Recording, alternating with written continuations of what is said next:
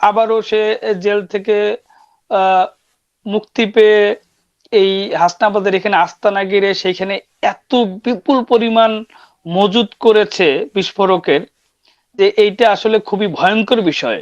কারণ এই যে উপকরণগুলো সেখান থেকে উদ্ধার করা হয়েছে। জনাব নুরুজ্জামান লাবু, আপনাকে আমি স্বাগত জানাচ্ছি। ধন্যবাদ আপা। জি, আমি জানি আপনি যেমনটি আমি দর্শকদেরকে বলছিলাম যে দীর্ঘদিন ধরে বাংলাদেশে আপনি জঙ্গিদের বিষয়ে কাজ করেছেন, অনুসন্ধানে সাংবাদিকতা করছেন। উম, এই কেরানীগঞ্জে যেই মানে বোমাটি বিস্ফোরিত হলো, এটি দিয়ে আমরা কি বুঝতে পারি, কি অনুধাবন করতে পারি, কি কি লক্ষণ আলামত এর মধ্যে আছে? আচ্ছা, ধন্যবাদ আপনাকে, আপনার দর্শকদেরও ধন্যবাদ। যেটি হলো যে কেরানীগঞ্জের এই মাদ্রাসায় যে উম্মাল কুরা ইন্টারন্যাশনাল মাদ্রাসা, এটাতে কোনো বোমা বিস্ফোরিত হয়েছে এরকম কোনো আহ, চিহ্ন এখনো পাইনি বা প্রমাণ পাইনি। বিস্ফোরক ছিল সেখানে, বিপুল পরিমাণ বিস্ফোরক ছিল। সেই বিস্ফোরক ধারণা করা হচ্ছে যে বিস্ফোরক দিয়ে তারা কোনো কিছু একটা বানানোর চেষ্টা করছিল। সেই চেষ্টার প্রাক্কালে কিংবা মজুদ রাখা বিস্ফোরকগুলো কোনো কারণে বিস্ফোরিত হয়েছে, এবং এত মজুদ ছিল যে নিশ্চয়ই আপনারা দেখেছেন যে সেখানে দেয়ালগুলো সব ধসে পড়েছে, পুরো মানে পুরো এলাকা প্রকম্পিত হয়েছে। তার মানে হিউজ পরিমাণ, এবং জব্দ হয়েছে অনেক, প্রায় 400 লিটারের বেশি হাইড্রোজেন পার অক্সাইড সহ অন্যান্য কেমিক্যাল উদ্ধার হয়েছে। গ্রেনেড বানানোর জন্য বা বোমা বানানোর জন্য ভেতরে যে উপকরণ দেওয়া হয়, ছোট ছোট মার্বেলের বল এবং তার কাটা, সেগুলো উদ্ধার হয়েছে। এবং ডেটোনেটর সহ কিছু সার্কিট, কোনোটা হয়তো টাইম সেটিং করার উপকরণ, সেগুলো সহ আরো বিপুল পরিমাণ আহ, উপকরণ জব্দ করা হয়েছে পরে। তো এইটা আসলে আপনি যেমনটি বলছিলেন যে 5 আগস্টের পর থেকে, 2024-এর 5 আগস্টের পর থেকে বাংলাদেশে সরকার তথা আইন শৃঙ্খলা বাহিনী তথা একটি বড় গোষ্ঠী তারা বলার চেষ্টা করে আসছে যে বাংলাদেশে কোনো জঙ্গি ছিল না। আগের যে জঙ্গির ঘটনাগুলো, সেগুলো স্টেজ বা নাটক ছিল, এবং বিগত সরকার এগুলো করেছে। এই গোষ্ঠীর সাথে আমি সরাসরি বলতে চাই যে বাংলাদেশের একটি গণমাধ্যম আমার দেশ, তারা একটার পর একটা এরকম প্রপাগান্ডামূলক প্রতিবেদন ছাপাচ্ছিল, এবং প্রত্যেকটি ঘটনায় তারা আসলে প্রশ্নবিদ্ধ করা নানাভাবে, এবং ফলস এলিগেশন আর কি। যে যেমন কোন কোন রিপোর্ট আমি নিজেও পড়েছি, যেহেতু আমি দীর্ঘদিন এই জঙ্গি তৎপরতা, জঙ্গিদের কার্যক্রম অনুসরণ করে আসছি। তো আমি নিজেও রিপোর্ট পড়েছি, হয়তো 5,000 শব্দের একটা রিপোর্ট, সেখানে একটা লাইন সত্যতা রয়েছে, বাকি সব গল্প বানিয়ে ছাপানো হয়েছে আর কি। তো এইটা আসলে আহ খুবই বাজে অবস্থা, যেহেতু সরকারের পক্ষ থেকে বা আইন শৃঙ্খলা বাহিনীর পক্ষ থেকে একটা ডিনায়াল, একটা প্রচেষ্টা ছিল যে তারা জঙ্গি আছে বলে স্বীকারই করছে না, সেহেতু জঙ্গিদের জন্য তো এটা আসলে খুবই একটা মানে সুসময়, মানে তাদের ইতিহাসে সবচেয়ে বেশি সুসময় তারা পেয়েছে। এবং যেটা প্রমাণ দেখা গেল আর কি, যে এই কেরানীগঞ্জের হাসনাবাদে যে তারা এই সময়টাতে আমরাও এইটা নিয়ে রিপোর্ট বা আলোচনা বা বিশ্লেষণ করছিলাম যে যেহেতু এই সময়টা 5 আগস্ট পরবর্তী সময়টা জঙ্গিদের অনুকূল সময়, মানে তাদের আহ, আহ, তাদের পরিচিত জন, তাদের ভাই ব্রাদাররাই যেহেতু চারদিকে ক্ষমতার কেন্দ্রবিন্দুতে বা ক্ষমতার আশেপাশে, সেহেতু তাদের এখন অ্যাটাক করা কোনো প্রয়োজন নাই। তারা আসলে এই বিগত সরকারের আমলে যে বিশেষ করে হলিয়া ডিজাইনের ঘটনার পর যেটি আপনি উল্লেখ করলেন, এরপরে যে একটা ওয়েক আপ কল আইন শৃঙ্খলা বাহিনীর মধ্যে এসেছিল, এবং তারা আহ, রাজধানী ঢাকা সহ সারা বাংলাদেশে একটা র্যান্ডম অভিযান চালিয়েছে।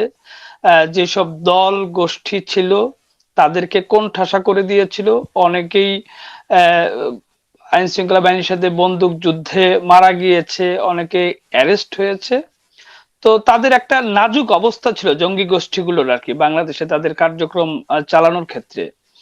তো যেহেতু ভঙ্গুর সাংগঠনিক অবস্থা ছিল, সেজন্য 2024-এর 5 আগস্টের পরে তারা প্রথমেই রিঅর্গানাইজড হওয়ার কাজটা করেছে।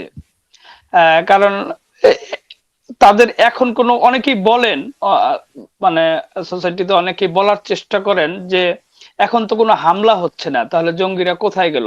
এইটা আসলে তাদের যে ট্রেন্ড অ্যানালাইসিস যারা করে না, এবং একেবারে মানে ফাঁকা মাথায় যারা চিন্তা করে যে হামলা হচ্ছে না বলেই জঙ্গি তৎপরতা নাই, এটা আসলে একেবারেই আমি বলবো খুবই নিম্ন স্তরের চিন্তা। কারণ যেহেতু একটা সন্ত্রাসী গোষ্ঠী, তাদের সদস্য রিক্রুট করা, তাদের পরিচালনা করা এবং এটার জন্য তাদের রসদ যোগানো, বিশেষ করে ফাইন্যান্সিয়াল একটা ক্যাপাসিটি তৈরি করা, সেগুলোর জন্য তাদের সময় লাগে এবং তারা সেটি করছিল। এবং এই যে হাসনাবাদের যে আস্তানা, যদিও এটা জঙ্গি আস্তানা, পুলিশ এখনো স্বীকার করেনি আনুষ্ঠানিকভাবে, তারা এটাও এড়িয়ে যাওয়ার চেষ্টা করছে কিনা আমি সন্দিহান। কারণ ঢাকা জেলার এসপি ব্রিফিং করেছে, সেখানে যিনি এই মাদ্রাসার পরিচালক ছিলেন, আলামিন শেখ রাজীব, এই ছেলেটি 2017 সালে এবং 2020 সালে দুবার গ্রেপ্তার হয়েছিল। এই জেএমবি, বাংলাদেশের একটি নিষিদ্ধ জঙ্গি সংগঠন, জামাতুল মুজাহিদিন বাংলাদেশ, তার সদস্য হিসাবে সাংগঠনিক তৎপরতা চালাতে গিয়ে দুবার গ্রেপ্তার হয়েছে। এবং আবারও সে জেল থেকে মুক্তি পেয়ে এই হাসনাবাদের এখানে আস্তানা গিরে সেইখানে এত বিপুল পরিমাণ মজুত করেছে বিস্ফোরকের, যে এইটা আসলে খুবই ভয়ঙ্কর বিষয়। কারণ এই যে উপকরণগুলো সেখান থেকে উদ্ধার করা হয়েছে, এগুলো সারা পৃথিবীতে জঙ্গিরা যে রাসায়নিক উপাদান তৈরি করে, টিএটিপি বলে এটাকে, সেই টিএটিপি তৈরির উপকরণ, মানে এই হাইড্রোজেন পারঅক্সাইড, এসিটন সহ আরো কিছু উপকরণ একসাথে মিলিয়ে টিএটিপি করা হয়। এই টিএটিপি দিয়ে সাধারণত বিস্ফোরক ভেস্ট বানানো হয়, যেটা সুইসাইডাল অ্যাটেম্প গুলোতে ব্যবহার করে জঙ্গিরা। এটা গোটা দুনিয়াতে, বাংলাদেশেও এর আগে আমি নিজেও কভার করেছি। 2017 সালে একবার ঝিনাইদহে এরকম 14 ড্রাম জব্দ করেছিল আইন শৃঙ্খলা বাহিনী, এই হাইড্রোজেন পারঅক্সাইড। ফলে এইটা খুবই একটা, মানে আমি জানি না আমাদের সরকার, আমাদের আইন শৃঙ্খলা বাহিনী সেটা বুঝতে পারছে কিনা। এটা একটা ভয়ঙ্কর অ্যালার্মিং, মানে এইখানে একটা বিস্ফোরণ হয়েছে বলে এই আইন শৃঙ্খলা বাহিনী জানতে পেরেছে। যেই সব আস্তানায় বিস্ফোরণ হচ্ছে না কাকতালীয়, সেটা তো আসলে জানতে পারছে না, বা সেই নজরদারি নাই বললেই চলে। মানে একটা কথা আমি খুব এখানে বলি আপনার এখানে, যে বাংলাদেশে এই জঙ্গিবাদ প্রতিরোধে বিশেষায়িত ইউনিট হিসাবে মেট্রোপলিটন পুলিশের, ঢাকা মেট্রোপলিটন পুলিশের কাউন্টার টেরোরিজম ইউনিট খুবই সাকসেসফুলি কাজ করছিল, কিন্তু এই ইউনিটটাকে একদমই অকার্যকর করে রাখা হয়েছে। আপনি জানেন যে ঢাকার যে কমিশনার, তিনি নিজেও গণমাধ্যমে বলেছেন যে দেশে জঙ্গি বলে কোনো কিছু নেই। যখন একজন কর্মকর্তা নিজেই গণমাধ্যমের কাছে প্রকাশ্যে বলেন দেশে জঙ্গি বলে কোনো কেউ নেই, কিছু নেই, তখন আসলে তার অধীনে থাকা ইউনিটগুলো অকার্যকর হবে, এটাই স্বাভাবিক। এবং পার্সোনালি এখানকার অনেক কর্মকর্তা আমার সাথে শেয়ারও করেছেন যে তাদেরকে ঊর্ধ্বতন কর্মকর্তারা বলেছেন যে জঙ্গি ফঙ্গি কোনো কিছু নাই, তোমরা এইসব বাদ দাও, দিয়ে ট্র্যাডিশনাল ক্রাইম বা ট্র্যাডিশনাল ক্রিমিনাল ধরো। তো সেটা নর্মালি যা হবার তাই হচ্ছে। এটিইউ নামে আরেকটি প্রতিষ্ঠান রয়েছে, সংস্থা রয়েছে, তারা যদিও নতুন, তাদের সেই ক্যাপাসিটি পরিপূর্ণ এখন পর্যন্ত হয়নি বলে আমার অ্যানালাইসিস। ফলে এই যে এই ঘটনা ছাড়া অন্যদেরকে নজরদারি করা বা অন্যদেরকে ধরা, অন্য গ্রুপগুলোকে ধরা, সেইটা আসলে খুবই কঠিন হয়ে যাবে। মানে ফলে খুবই অ্যালার্মিং একটা সময় আসছে, এটা ইলেকশনের আগে হোক পরে হোক, তারা যখন মনে করবে যে তাদের জন্য সুইটেবল টাইম, যেহেতু তাদের একটা আইডিওলজি আছে, তাদের একটা নিশানা আছে, তাদের একটা লক্ষ্য আছে, যে তাদের ভাষায় তাদের খেলাফত প্রতিষ্ঠা করা, তো এটা তারা কখন এই মরণ কামড় দেবে, এইটা আসলে আহ, খুবই অ্যালার্মিং। জি, জি। অনেক ধন্যবাদ, খুবই বিস্তারিত করে একদমই মূল পয়েন্টগুলি নুরুজ্জামান লাব্বু আপনি বলেছেন। অনেক অনেক ধন্যবাদ। আমি খুব মনোযোগ দিয়ে আপনার কথা শুনছিলাম। মানে আপনি কোনো নতুন কথা বলেননি এই জঙ্গিদের সম্পর্কে, কিন্তু গত 16-17 মাসে কেউই এই কথাগুলো বলেনি। কেউ বলেনি, বরং উল্টো একটি প্রচারণা চলেছে যে দেশের যত তৌহিদি জনতা আছে তাদেরকে জঙ্গি নাম দেওয়া হচ্ছে, কিংবা বলা হয়েছে যে সব আলেম ওলামাদেরকে জঙ্গি বানিয়ে কারাগারে রাখা হয়েছে। মানে আলেম ওলামা আর জঙ্গি, এদের মধ্যে যে বিরাট একটা ব্যবধান, এই ব্যবধানকে একদমই আপসাইড ডাউন করে দিয়েছে গত 15-16 মাসের বিভিন্ন রকম নারেটিভ দিয়ে চেষ্টা করা হয়েছে, আমি বলবো। তো তবে এ কথা তো সত্য যে বাংলাদেশের মানুষ ধর্মভীরু, ধর্মপ্রাণ। আহ কিন্তু এই যে ধর্মভীরুতাকে মানুষের পুঁজি করে একটা গোষ্ঠী যে উগ্রবাদে জড়িয়ে পড়ে, তাদেরকে যে ব্যবহার করে, এটি এই গত 15-16 মাসে যেভাবে করে অস্বীকার করা হয়েছে, এর আগে কোনোদিন কোন সরকার কি সেটি অস্বীকার করেছে? তো এর আগেও কিন্তু এরকম ছিল, একেবারে যে ছিল না তা না, সেই ফল কিন্তু আমরা পেয়েছি। বিশেষ করে আপনার নিশ্চয়ই মনে আছে যে 2001 থেকে 5 পর্যন্ত যে ভয়ঙ্কর অবস্থা ছিল, বিশেষ করে 2000 সাল থেকে বাংলাদেশে যে জঙ্গি সংগঠনগুলো, উগ্রবাদী সংগঠনগুলো, তাদের তৎপরতা জোরালো ভাবে তারা তৎপরতা 99 সাল থেকে চালিয়ে আসছিল। নানা রকম হামলা, উদীচীর হামলা সহ, রমনার বটমূলে হামলা সহ, এবং সারা দেশের বিভিন্ন জায়গায় হামলা, গির্জায় হামলা, সিনেমা হলে হামলা, ময়মনসিংহের সিনেমা হলে, সেগুলো করে আসছিল। বাংলা ভাইয়ের কথা আপনি বলছিলেন, তার নৃশংস কর্মকাণ্ড চলে আসছিল। কিন্তু সেই সময় আপনি খেয়াল করবেন যে না, সরকারের পক্ষ থেকে নুরুজ্জামান বলা লাবু, হচ্ছিল সেগুলো যে, আমার মনে আছে, সেগুলো 2001 সালের পরে। ধরেন বাংলা ভাই, এগুলো তো 2001 সালের পরে। হ্যাঁ 1 সালের পরে। কিন্তু আমি বলছি যে 1 থেকে 5 সেই সময়ে কিন্তু এটি ইগনোর করার একটা প্রবণতা ছিল, যেই যেই মূল পয়েন্টটা যেটা আর কি, যে তখন বলা হয়েছিল যে এইসব মিডিয়ার সৃষ্টি ইগনোর করার পরে, তারপরে কিন্তু 2004-এ 21শে আগস্ট হয়েছে, 2005-এর 63 জেলায় একযোগে বোমা বিস্ফোরণ হয়েছে, 17ই সেপ্টেম্বর, আহ সম্ভবত 17ই আগস্ট, আহ তারপরে আরো ঘটনা ঘটেছে। 17 আগস্ট, হ্যাঁ, আই ক্যান রিমেম্বার। হ্যাঁ, 17 আগস্ট। তারপরে অনেক ঘটনা ঘটেছে। পরে আহ, সারা বিশ্বের যখন নজর কেড়েছে এই ঘটনাগুলো, এবং চাপের মুখে এই সেই সময়কার শীর্ষ জঙ্গি নেতাদেরকে অ্যারেস্ট করে অনেকের বিচার হয়ে ফাঁসি কার্যকর হয়েছে। তারপরেও আবার 2009-10-এর পরে একটু কিছুটা থম মেরেছিল, কিছুটা স্থির অবস্থায় ছিল। 2013-তে এসে টার্গেট কিলিং শুরু হলো।